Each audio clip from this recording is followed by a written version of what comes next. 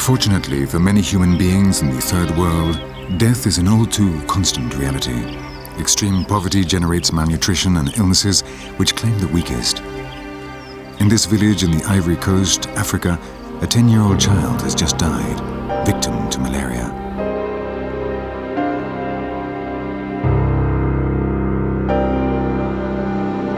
The entire village unites in cries of pain and calls to God. In this part of Africa, death has a very different meaning from the usual one. They believe that the spirit of the deceased passes into a parallel dimension, a world existing alongside our own. But first, it has to know it is dead, so it'll leave and not disturb the living. That is why they have to shout and dance in its honor. The music will tell the spirit of the child that it must now go.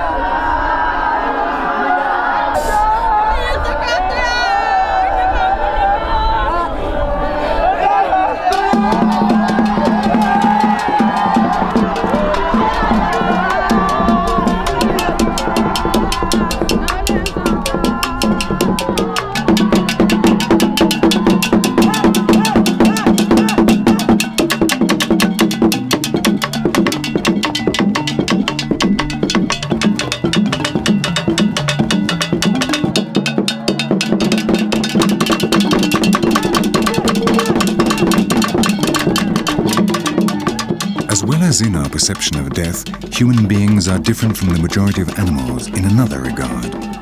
We have a long life ahead of us after having reproduced. This means that old people play a social role even when they are no longer fertile. This characteristic is also shared by the chimpanzees, the gorillas, the elephants and the whales, all of them intelligent social animals.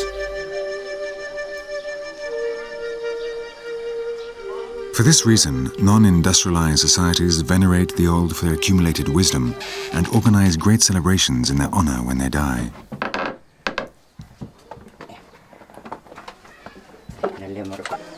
Possibly nowhere else in the world are there such complicated and costly funerals as those organized here for the deceased of the local nobility.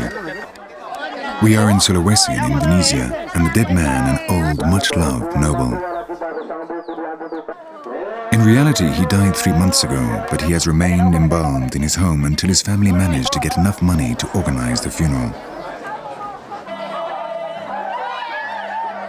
Now everything is ready, and he is carried amid an atmosphere of celebration to a new village which his family has constructed in order to house the almost 2,000 guests who will attend the funeral.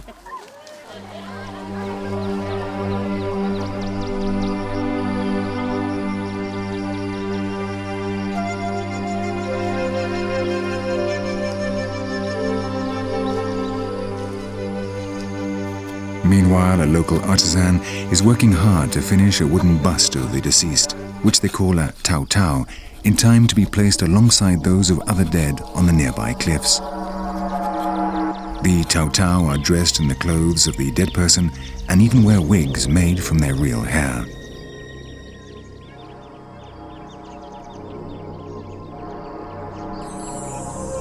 Children who die before their teeth grow are buried in trees like this one, because they still belong to nature, and along with the tree they will reach heaven.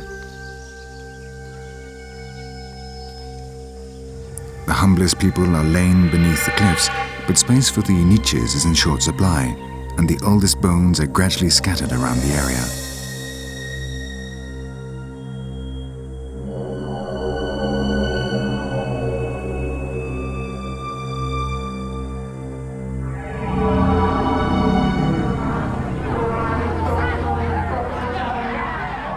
When the funeral cortege arrives at the new village built for the occasion, the 4 days the event will last begin. The funeral must be ostentatious so that the soul of the deceased is happy and from heaven will continue to protect his family.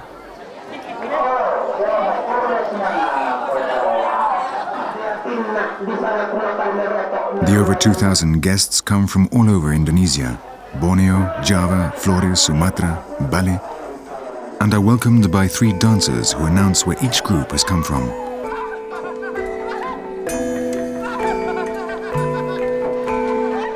They all bring offerings for the deceased and compete in quantity and quality to demonstrate the wealth of their clan. The government of the country has placed limits on these extravagant gifts because in the past they could ruin entire families. They file past the family while outside the party continues.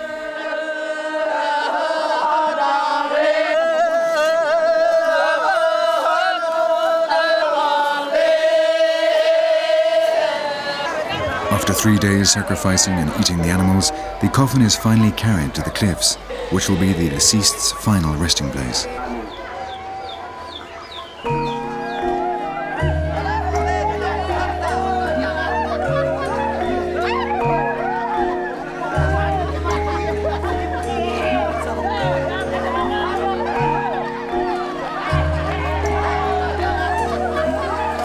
The majority of the guests are Christian, but in their own way. They have combined Christianity with their ancestral beliefs, creating their own entirely original religious syncretism. It will take the family years to recover economically.